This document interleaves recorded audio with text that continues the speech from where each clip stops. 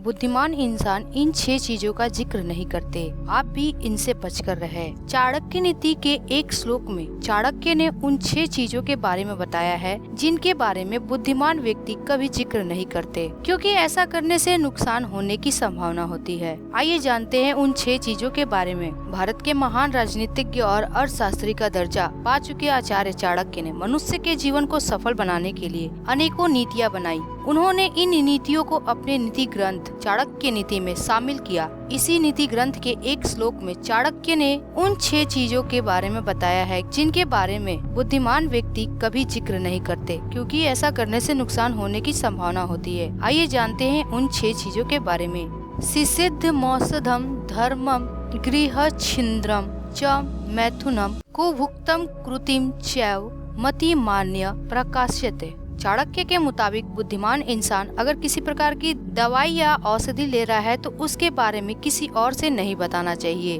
अपनी दवाइयों के बारे में दूसरों से बताने पर स्वास्थ्य पर उल्टा प्रभाव पड़ता है। चाणक्य कहते हैं कि विकट से विकट स्थिति में भी अपने घर का भेद किसी दूसरे को नहीं बताना चाहिए। ऐसा करने पर दुश्मन फायदा उठा सकते हैं और आपको बर्बाद कर सकते हैं। परिवार के किसी सदस्य के किसी दूसरे से बुराई नहीं करनी चाहिए। अगर आपस में एक दूसरे से कोई शिकायत है तो भी उसे खुद से ही सुलझाने की कोशिश करनी चाहिए। दूसरों को बताने पर वो आपके परिवार का उपहास करते हैं और सम्मान को ठेस पहुंचाते हैं।